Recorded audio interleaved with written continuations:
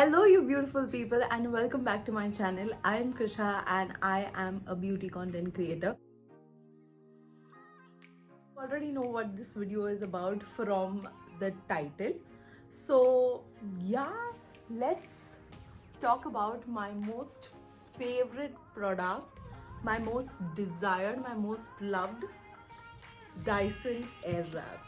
So today's video is about me reviewing the Dyson Airwrap and helping you understand if this is a product you should buy or not. I won't lie, I love Dyson, but I'm going to try and not be biased and give you a very honest review. Also with the review is a mini tutorial on how I use the Airwrap. If you are interested in knowing how I style my hair and knowing about if this product is worth it or not, then please keep watching. So before we start the review, let's see all the products that Dyson comes in with. This is how it looks like, and we'll get into the attachments one by one. What do they do and how it helps. Dyson body. This right here are the settings for the fan. Basically they determine the speed of the fan. That's medium, that's very minimal, and this is the highest setting. Right here is the heat setting, and the last one is the cold setting, which is generally used for the Airwrap. This is the on and off setting button. Speaking of the attachments, this is the first attachment. This is the Quanda smoothing dryer. This is the part where you can blow dry your hair. Whenever I use this directly on my wet hair, and it takes me around 5 to 7 minutes for them to be completely dry. I always use it at the medium heat speed because I don't want a lot of heat, but just a little bit of heat is necessary for it to like dry faster. It's very easy, it's very quick. Another unique thing about the Quanda smoothing dryer is that you turn off.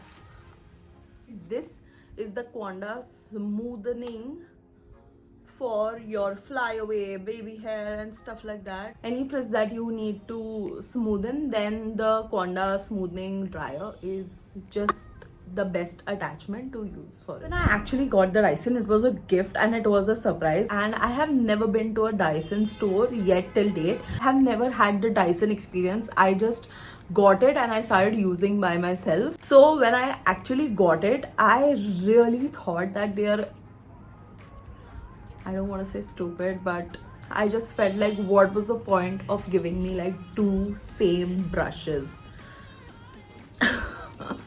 But I think I'm a little stupid because I should have known like what is the difference between these two brushes. So this is the firm smoothing brush and this is the soft smoothing brush. I think if you have hair which is very normal, straight, then this is for your hair. And if you are someone who has textured hair, especially if you're someone like me who gets keratin treatments or Botox hair treatments done very often, and there are chunks of your hair which are like pretty straight, and then there's the crown area or something like that, like this part of my hair, if I don't use this brush, then it's going to look like really wavy and very disbalanced. Since the time I discovered what is the difference between them, like it's been life changing, because I used to use that brush all the time. I'm like, what's the difference? And I would just use that and I would be like, my hair is a little bumpy. But since the time I have discovered the difference and then I go in with this brush, my hair has completely transformed. I have used this brush in the tutorial and it takes me like 5 to 7 minutes to like style my hair with this. Next we have two barrels. This is the 40mm Airwrap barrel and this is the 30mm Airwrap barrel. If you follow me on Instagram, even on a random day, if I'm at home doing nothing, even when I don't have to go out, I will still Airwrap my hair like it's nobody's business. I love it. It gives me the most beautiful blowout, a beachy wave kind of a look. I mean, you can see it right here. The thinner one, of course, I don't think I'm somebody who likes like the thin curls and stuff. I have used this like 2 or 3 times, but I'm not a fan of how thin these curls look. I like nice big bouncy curls, so this is my most used one. The next attachment is this round volumizing brush. I don't think I really need to explain what this does. To be honest, I've just used this attachment I think once or twice, because I have realized that I have pretty long hair, and by the time when I'm like just turning them and taking them and whatever, I have experienced a lot of hair breakage, and yeah, I just don't think it works very well for my long hair. Of course, it works very well for the front pieces and stuff, but yeah, like not for the longer part of my hair. And the last thing that came in with this Dyson is the filter ring. This is how the ring looks like. Apparently it's supposed to clean the body, so you just pull this down, let it be here, and just put the ring right here and clean. Basically, there is a red light that starts popping here. If you have to use the filter, that means that, you know, a lot of dust has been accumulated, and you just have to use the brush and remove the dust, and that's all. So these were all the attachments that Dyson came in with. Now let's get into a mini tutorial on how I use the Airwrap.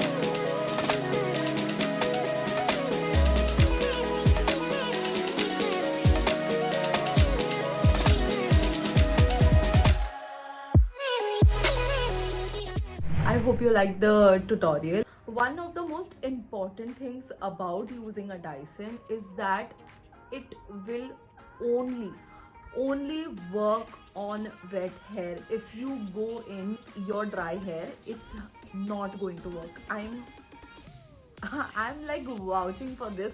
Hair needs to be wet, not like soaking wet, but it has to be at least like 60% wet for the Dyson to work its magic on you, because it only uses air to style your hair. Now coming to the part of the pros and cons of having a Dyson, and then we'll come to the final verdict. I'm somebody who wants great hair every single day. My mood depends on how good my hair looks, and earlier it was really a tedious task to, like, you know, just sit and use tools on my hair, because I have a huge amount of volume in my hair, and it becomes really difficult. I used to take at least 1.5 to 2 hours to just straighten my hair. The damage that those heating tools caused was crazy. The Dyson is very quick to use. Once you figure out how to use it, it's really easy. And like, you want dry hair, 10 minutes and you're like set. If you want to style your hair, 15 minutes and you're set. Like, I do not have to waste hours and hours. Minimal heat damage. I think I've been using this at least twice a week. I have not experienced any hair damage.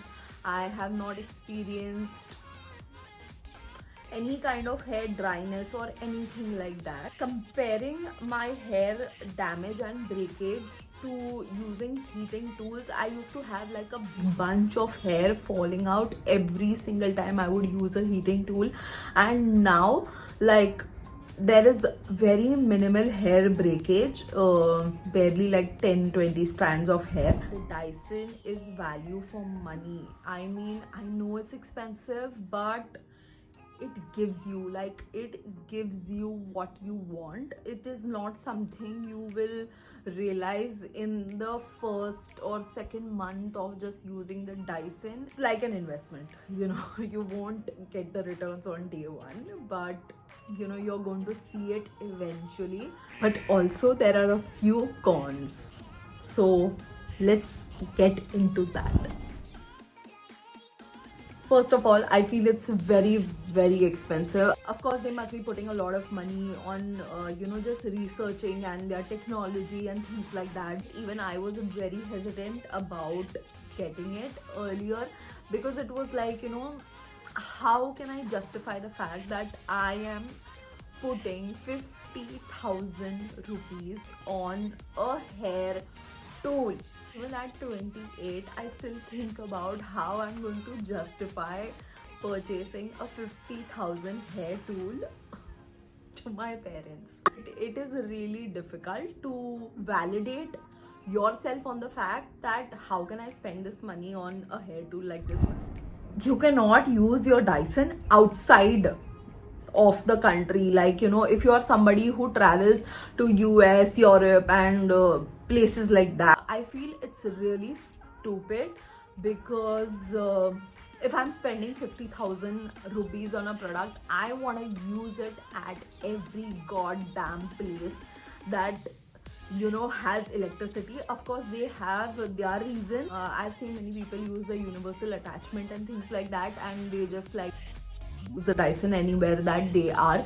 But genuinely, that's not good. Like, that is what they told me when I had a customer support call with them, and they said that many people do it because it's their preference and things like that, but you're not supposed to. So it kind of really sucks that you can't use it anywhere and everywhere. I think everyone in Mumbai is going to agree with me who owns a Dyson that in this weather it's going to be crazy. I got the Dyson like in July, so I haven't used it in the Mumbai heat, but I know it's going to be like crazy. My hair, the curls are going to wear off very soon because the weather is horrible. It's not the problem of the Dyson, it's the problem of the weather. But I think Dyson should consider when they are considering technologies for their heat and stuff, that the kind of weather that we live in, we need the Dyson to work even more better than what it does right now. I am going to give my final verdict, and I won't lie, I'm still on team Dyson, because for a very personal reason is that I get keratin treatments done I used to get keratin treatments done very often. Now since I have the Dyson, I have stopped them, and I have realized that getting those keratin Botox treatments done was damaging my hair way more than what I really thought. When I used to get them done, they used to look really pretty, giving me a great effect, whatever my hair was slaying every single day. As soon as the keratin effect started to fade, I realized that this was the most horrible thing that I was doing to my hair, and there was a lot of hair breakage. My hair got brittle. I was even experiencing like, gray hair and stuff, and it was traumatic.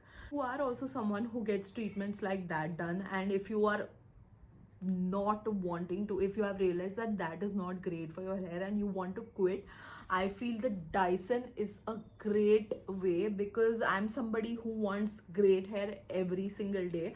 And yeah, I do not mind spending like 15-20 minutes on my hair, and just getting a great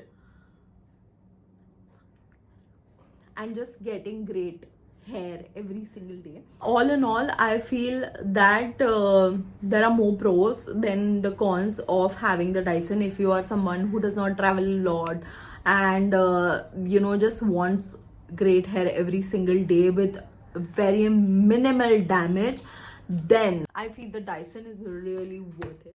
So yeah, this is my honest review of the Dyson. I hope this was helpful to you. If you get it, then just enjoy it to the fullest. If you like this video, then please like, share and subscribe to my channel. Lot more content coming your way, so just stay tuned. And you can also follow me on Instagram on @othersideofkrishi. Until then, bye.